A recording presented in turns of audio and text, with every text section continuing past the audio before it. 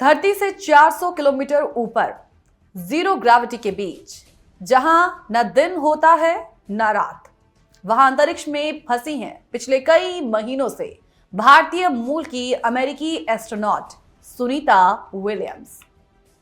कहते हैं कि इंसान की हिम्मत और तकनीक की परीक्षा लेने वाला एक मिशन होता है, और उसी मिशन पर फिलहाल इस वक्त बनी हुई हैं सुनीता विलियम्स।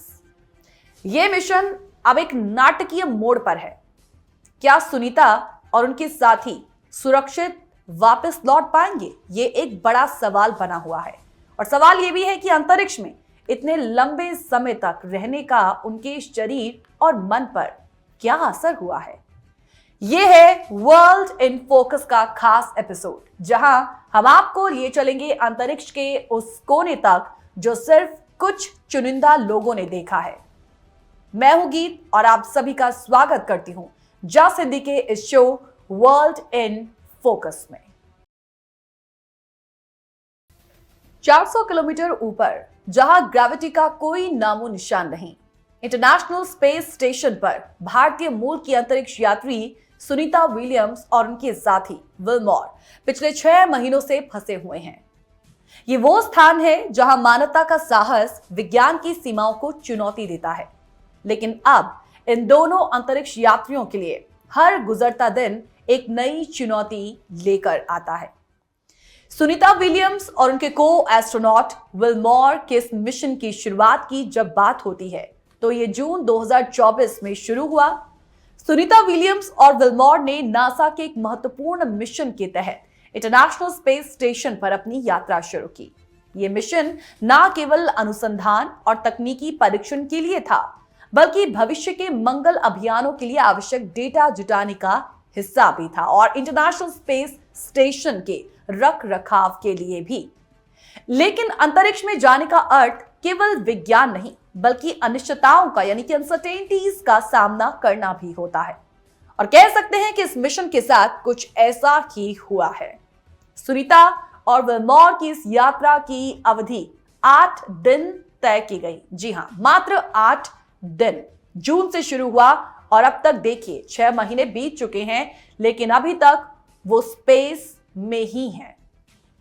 जैसे जैसे समय बीतता जा रहा है, तकनीकी दिक्कतें सामने आ रही हैं।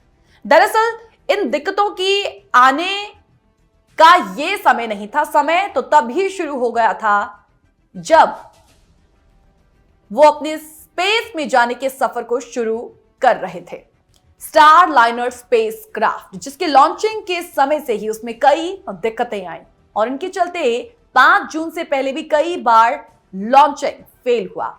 लॉन्च के बाद भी स्पेस क्राफ्ट में दिक्कतों की कई खबरें सामने आई।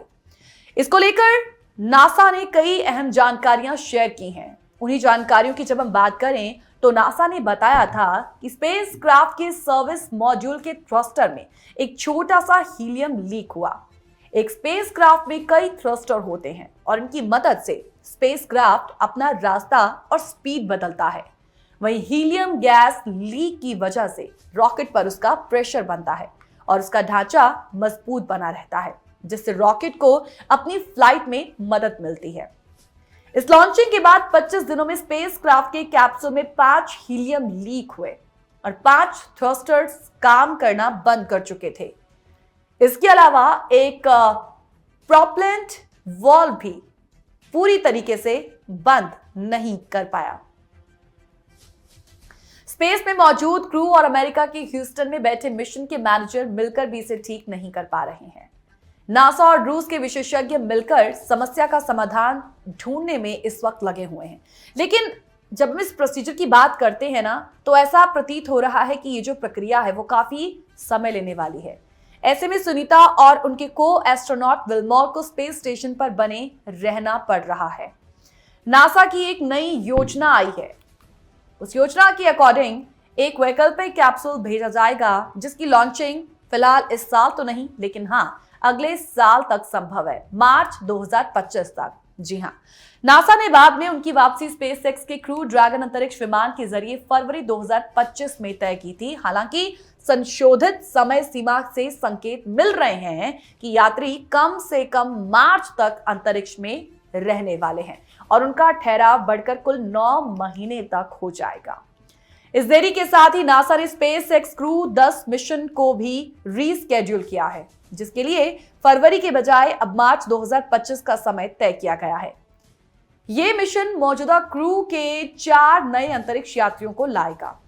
नासा के कमर्शियल क्रू प्रोग्राम के मैनेजर स्टीव स्टिच ने इस देरी की वजहों के बारे में भी बताया है और उनका यह कहना है कि समय सीमा में बढ़ोतरी से नए ड्रैगन अंतरिक्ष विमान की जांच और तैयारी के लिए ज्यादा समय मिल पाएगा।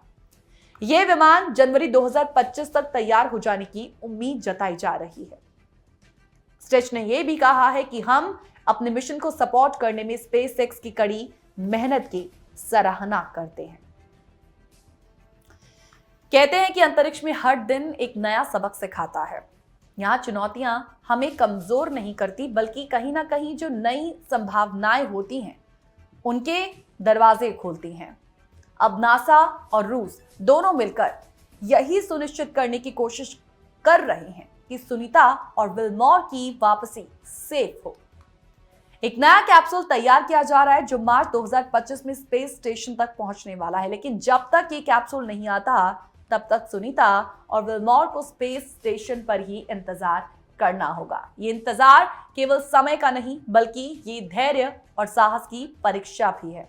सुनीता और विल्मोर ने आज ये साबित किया है कि मानवता की जिज्ञासा और इच्छा शक्ति अंतरिक्ष जैसी चुनौतियों का सामना कर सकती है और असल में वो ऐसा कर भी रहे हैं। हालिया कई पिक्चर्स उन्होंने पोस्ट भी की हैं, जिसके तहत हम देख सकते हैं कि एक क्रिसमस के गेटअप में वो क्रिसमस वहां पर मनाते हुए नजर आए हैं। तो ये फिलहाल मानवता की जिज्ञासा और इच्छा शक्ति अंतरिक्ष जैसी चुनौतियों का सामना जिस तरीके से वो दोनों कर रहे हैं, क्योंकि अंतरिक्ष में इस वक्त वो फंसे हुए हैं और कहीं ना कहीं ये कई महीने केवल सुनीता और विलियम्स विल्मोर की कहानी नहीं बनती है, ये कहीं ना कहीं मानवता के एक अड़िग जो संकल्प है उसकी कहानी भी बनती है। तो आने वाले दिनों में इनकी वापसी की खबरें न केवल एक मिशन की सक्सेस का प्रतीक होंगी, बल्कि ये भी दिखाएंगी हमें कि कहीं हम सीमाओं के पार जाकर हासिल क्या कुछ कर सकते हैं। आज के इस एपिसोड में हमने सुनीता विलियम्स और विल्मोर की अंतरिक्ष यात्रा और उनके अद्वितीय योगदानों के बारे में जाना है। इन महान अंतरिक्ष यात्रियों ने सिर्फ अंतरिक्ष में अपनी यात्रा नहीं की है, बल्कि मानवता के लिए एक नए मार्ग भी खोले हैं। उनकी सफलता कहीं ना कहीं हम सभी को प्रेरित कर रही है। वो इस तरह से हमें प्रेरणा देती है कि हम भी अपने सपनों को हासिल करने के लिए कठिनाइयों का सामना करें, जो इस वक्त सुनीता विलियम्स और उनके को एस्ट्रोनॉट, उनके साथी विल्मोर इस वक्त कर रहे हैं। हमारे साथ वर्ल्ड इन फोकस के इस एपिसोड में जुड़े रहने के लिए आपका धन्यवाद, क्योंकि आपके विचार हमारे लिए अहम हैं, इसलिए हमें फीडबैक देना ना भूलें। और फीडबैक देने के लिए आप info@justbroadcasting.com या geek@justbroadcasting.com पर अपने सुझाव दे सकते हैं। इस एपिसोड को लेकर अपने व्यूज या किसी तरीके का कोई सवाल आप पूछना चाहें तो हमें ईमेल जरूर करिएगा। तो ये था वर्ल्ड इन फोकस का आज का ये एपिसोड। कल हाजिर होंगे एक और नई जानकारी के साथ। तब तक के लिए जुड़े रहिए और दुनिया को जानने के लिए हमारे साथ वर्ल्ड इन फोकस में आगे भी बने रहिए। नमस्कार।